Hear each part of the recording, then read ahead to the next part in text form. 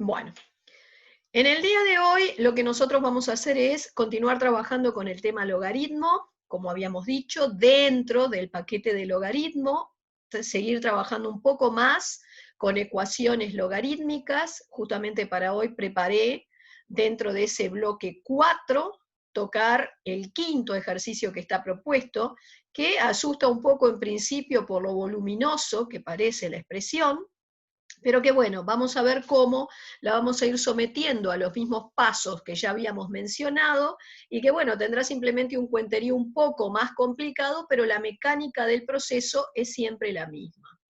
Recordarles, antes de empezar, que cuando uno resuelve una ecuación logarítmica, esto es una ecuación logarítmica porque hay una igualdad y en la expresión hay logaritmos. Cuando uno resuelve una ecuación logarítmica siempre había 3 pasos a seguir. El primero era el estudio del dominio de la expresión, y cuando, como acá, tú tenés varios logaritmos en juego, el estudio del dominio va a implicar que yo primero arranque estudiando el dominio de cada logaritmo por separado, para entonces después al final hacer una especie de resumiendo y quedarme con la o las zonas donde existan todos los logaritmos a la vez. Eso sería entonces el dominio del ejercicio.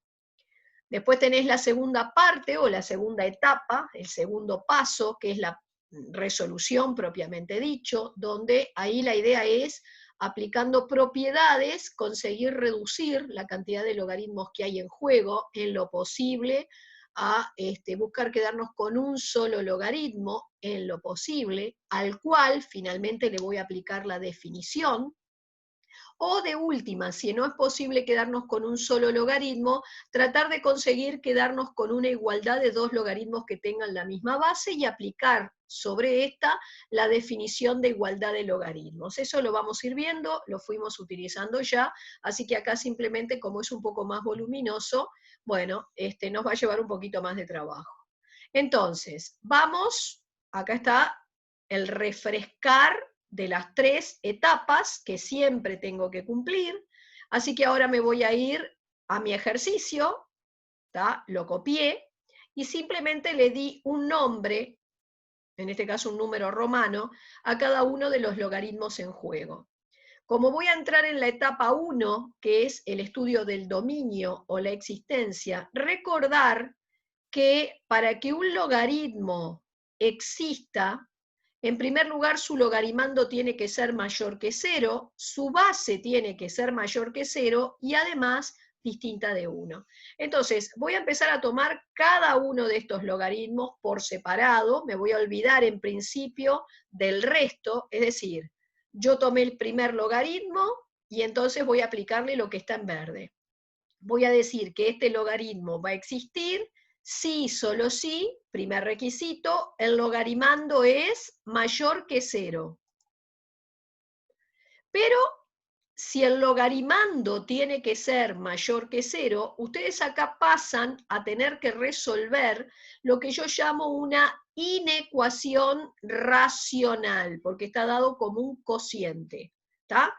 Cuando ustedes tienen una inecuación racional, recordar que van a hallarle ceros y signos al numerador, ceros y signos al denominador, y luego van a hacer ceros y signos del cociente, para recién ahí, en los ceros y signos del cociente, tomar en este caso las zonas de los mayores estrictos que 0. Si ustedes analizan primero el numerador, n de numerador, bueno, acá podrían hacer el cuadrado de binomio, les va a quedar en el numerador un polinomio de segundo grado, al que le pueden hallar las raíces por báscara, o, más rápido, cuando ustedes tienen una potencia, como tienen acá, un cuadrado de binomio, sepan que las raíces de este numerador son la raíz de la base, que en este caso sería 1, doble. Porque, ¿qué quería decir tener este paréntesis a la 2? Que este paréntesis se repetía 2 veces, o sea, eran 2 paréntesis iguales. La raíz de cada uno era 1. Entonces, en definitiva, tenés la raíz 1 doble. Por eso puse doble flecha.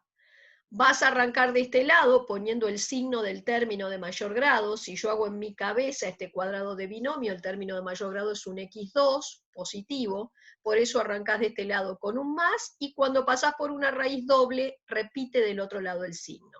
¿Está? En el denominador, si aplico propiedad hankeliana, para que un producto te dé cero, o se hace cero el primer factor, de donde surge la raíz cero, o se hace cero el segundo, de donde surge la raíz menos 1.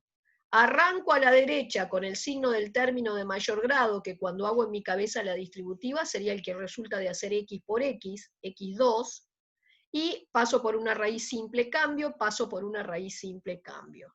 Bajo entonces todo a un solo eje, los valores donde se había anulado el denominador, en el cociente pasan a ser no existe, y entonces en cada zona el signo por regla de signos. Más dividido más es más. Después más dividido más es más. Más dividido menos es menos. Más dividido más es más. Y acá te quedas entonces con los mayores que cero. El segundo requisito era que la base, que en este caso es numérica, no depende de x, tenía que ser positivo. Fíjense que cuando es numérica, que no tiene x, simplemente mirándola vas a ver si cumple o no con lo que le estabas pidiendo. Y el tercer requisito es que esa base fuera distinto de 1. Así que cuando la base es numérica, un número no tiene x, simplemente mirando la base chequeo si se cumple o no lo que pedíamos en los dos últimos requisitos. Ergo, para que este primer logaritmo exista, me voy a remitir entonces a lo que tenía que cumplir el logaritmando. Entonces voy a decir que este logaritmo existe si estoy del menos 1 a la izquierda, entre 0 y 1 o del 1 a la derecha. Esa sería la existencia o dominio del logaritmo que llamé 1. ¿Terminaste de estudiar el dominio del primer logaritmo? Ahora te olvidas. Tomás el segundo logaritmo y le vas a estudiar su dominio. De nuevo, primer requisito, logaritmando mayor que 0. Pero, vamos a resolver esta inecuación. Ya dijimos que tener esto a la 2 es tener 2 veces el mismo paréntesis. Así que las raíces del numerador serían 0 doble. Las raíces del denominador sería 1 doble. Siempre arrancar a la derecha con el signo del término de mayor grado, y si pasás por una raíz doble, repite el signo.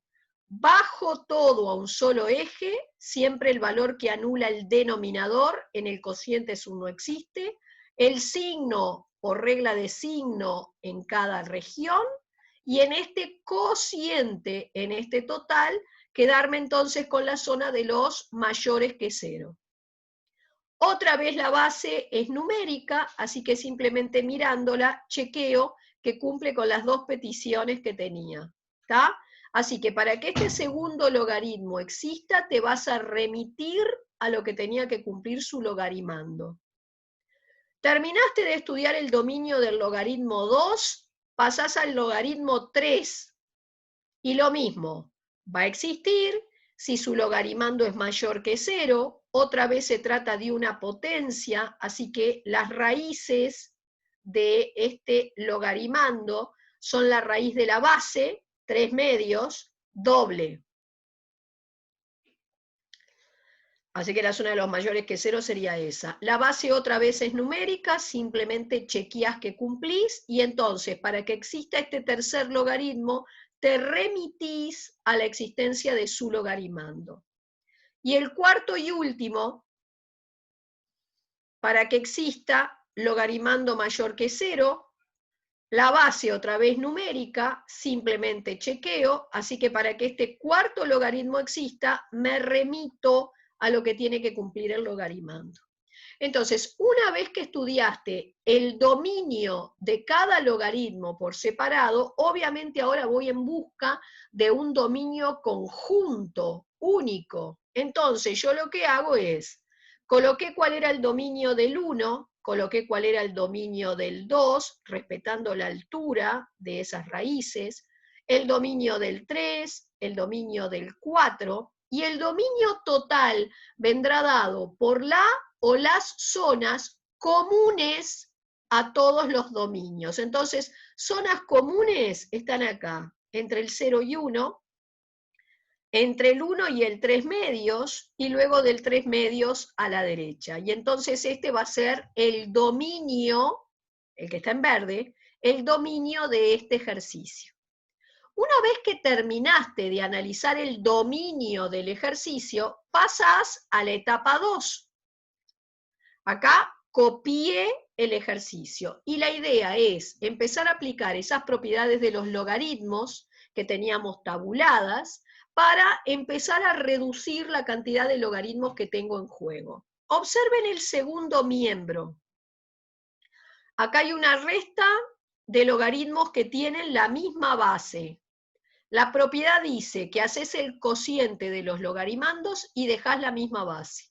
O sea que yo dejaría la base 2 y hago el cociente en el orden que están de esos logarimandos. Empezamos a achicar la cantidad de logaritmos que hay en juego. Hoy había 4, ahora pasaron a quedar 3.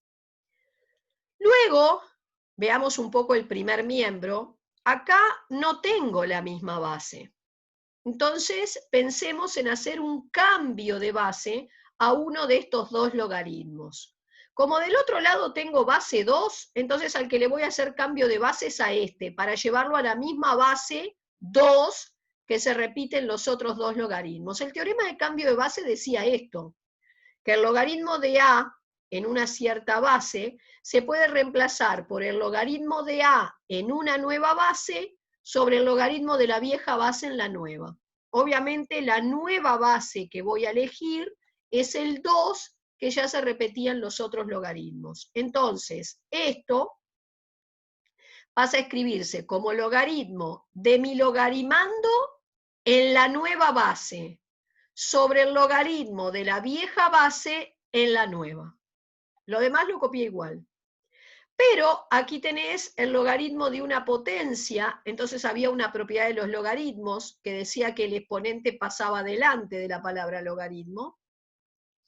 Y a su vez, acá abajo, el 4 lo pienso cambiar por un 2 a la 2, y después voy a poder aplicar de nuevo la misma propiedad.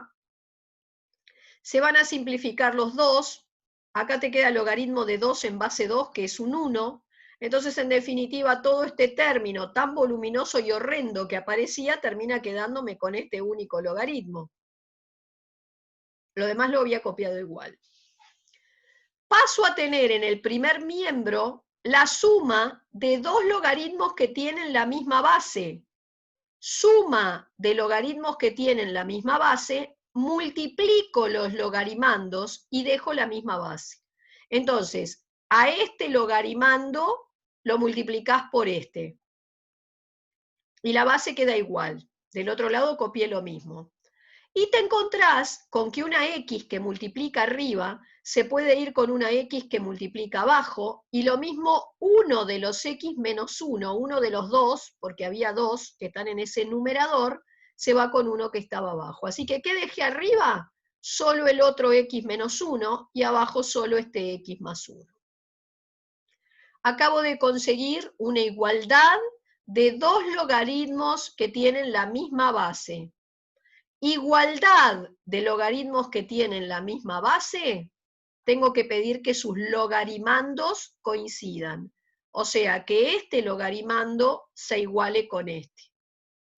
Y entonces acá pasas a tener una ecuación común y corriente que vamos a empezar a reordenar para ver qué es lo que sucede. Bueno, en este caso muy particular es la igualdad de dos fracciones que tienen el mismo denominador.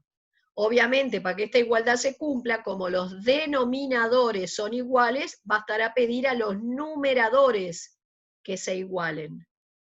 Este primer miembro lo copio como está, y aquí hago el cuadrado de binomio, que es esta la fórmula. Si no me acuerdo de esta fórmula, recuerden que tener este paréntesis a la 2 es tener este paréntesis por otro igual, y hacen la distributiva. Me termina dando esto.